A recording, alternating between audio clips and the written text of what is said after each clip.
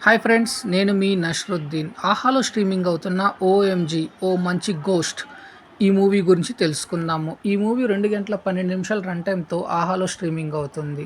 సింపుల్‌గా చెప్పాలి అంటే ఇప్పటికే హర్రర్ జోనర్‌లో చాలా సినిమాలు వచ్చినప్పటికీ ఈ సినిమాని ఎందుకు చూడాలి అంటే చూడాలి, చూడకపోవచ్చు అనేది ప్రేక్షకుడి వంతవుతుంది. కాకపోతే ఈ సినిమా ఎలా ఉందనేది నేను చెప్తున్నాను.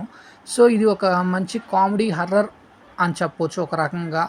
ఇదే కాన్సెప్ట్ తోటి ఇప్పటికే ఎన్నో చిత్రాలు వచ్చినప్పటికీ డైరెక్టర్ కొంతమేర సక్సెస్ అయ్యాడని కూడా చెప్పాలి ఈ సినిమాలో.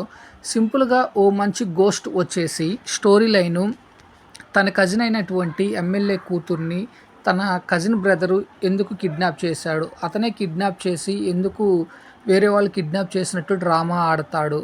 ఆ తదనంతరం తన కజిన్‌ల ఒంట్లోకి ఎవరు ప్రవేశించారు? తను ఎందుకు గోస్ట్‌లా మారుతుంది? ఇటువంటి కథను బేస్ చేసుకొని కొంత కొత్తతనంగా ట్రై చేసిన డైరెక్టరు ఎంతవరకు మెప్పించాడు అంటే కొంత మేరకే మెప్పించాడని చెప్పాలి. ముఖ్యంగా టైటిల్ తగ్గట్టే 'గోస్ట్' అనే టైటిల్‌లో గోస్ట్‌ని పెట్టినప్పుడు ఆ గోస్ట్‌ని చూడంగాల్నే చూసే సన్నివేశాల్లో ప్రేక్షకుడు కొంతమేరైనా భయపడాలి. కానీ ఎక్కడా భయపడడు. కేవలం దెయ్యాలు అనే కాన్సెప్ట్ తీసుకొని ఆ దెయ్యాలకు కొంతమేర మేకప్ ఏసి గాల్లో ఎగురుతున్నట్టు కొంత ఎఫెక్టివ్ సీన్స్ పెట్టినప్పటికీ ప్రేక్షకుడికి నవ్వొస్తుంది తప్పితే భయమనేది కలగలేదు.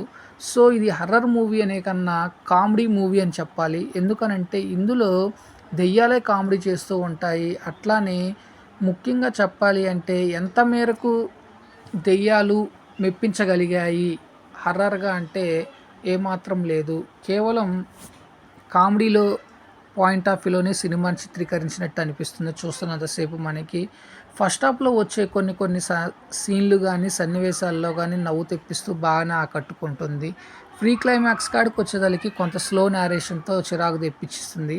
ఇక సెకండ్ హాఫ్ అయితే మనందరికీ తెలిసిన రొటీన్ సబ్జెక్టు, రొటీన్ సీన్‌లతోటి రొటీన్‌గా సాగుతుంటుంది. క్లైమాక్స్‌కొచ్చేదలికి మటికి కొంతమేర కొత్తదనంగా చూపించాడు డైరెక్టరు.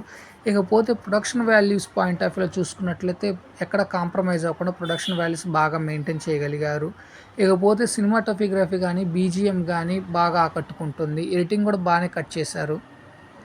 అలానే ఫ్యామిలీతో కలిసి చూడవచ్చు అంటే చూడవచ్చు. ఎటువంటి అడల్ట్ కంటెంట్ అయితే లేదు. అక్కడక్కడ వచ్చే డబుల్ మీనింగ్ డైలాగులు తప్పించి ఇప్పుడు ప్రతి సినిమాల్లో గానీ, సీరియల్స్‌లో గానీ, షోస్‌లో కూడా డబుల్ మీనింగ్ డైలాగులు కామన్ అయిపోయాయి కాబట్టి ప్రేక్షకుడికి అంతగా ఎఫెక్టివ్‌గా అనిపించకపోవచ్చు ఆ డబుల్ మీనింగ్ డైలాగులు.